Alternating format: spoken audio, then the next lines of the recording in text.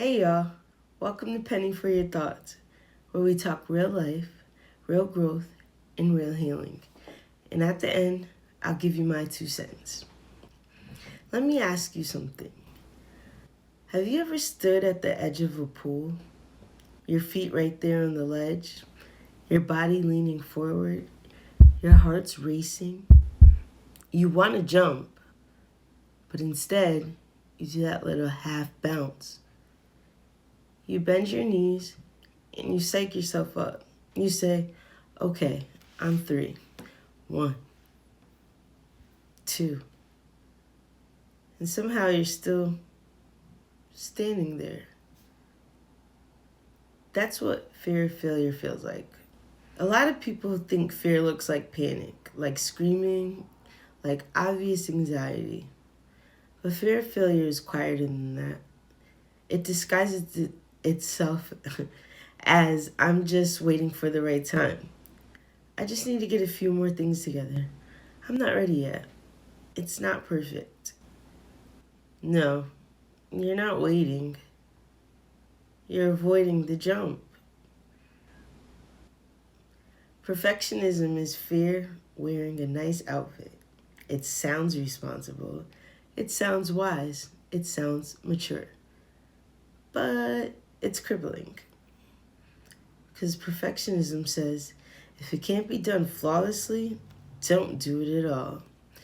And now your dream is sitting on a shelf. Your ideas stay in your notes app. Your business, it never launches. And your voice, it stays quiet. Not because you can't, but because you're afraid to be seen learning. Let's go deeper. Fear of failure usually isn't about the project.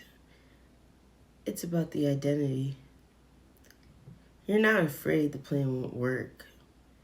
You're afraid you won't measure up. You're afraid of looking foolish, people watching you try, starting publicly and stumbling, not being instantly good.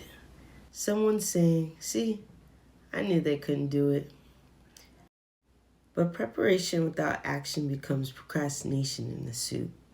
And the crazy part, you're already uncomfortable, you're already overthinking, and you're already stressed. So you're suffering without even moving.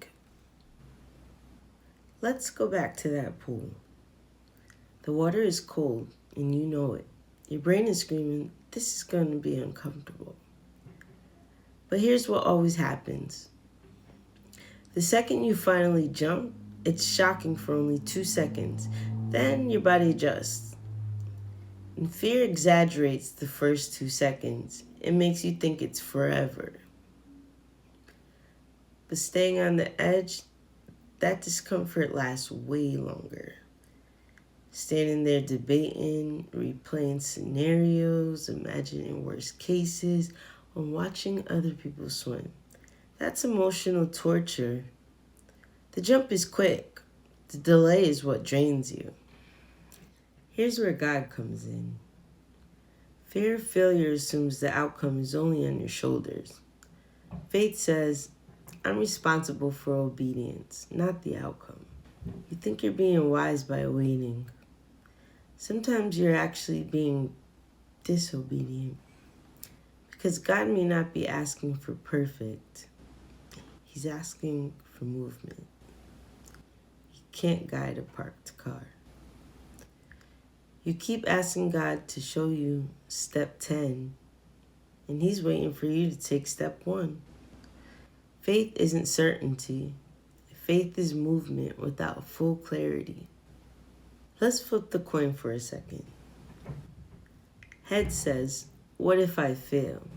And tails asks, what if you don't?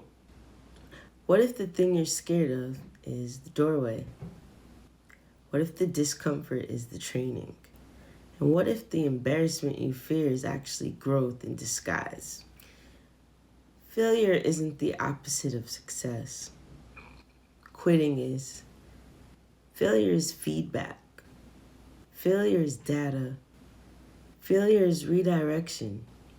The only true loss is never entering the water. So how do we stop standing on the edge? You don't kill fear, you shrink the jump. Don't launch the whole thing, send the email. Don't build the empire, post the video. Don't become perfect, start messy.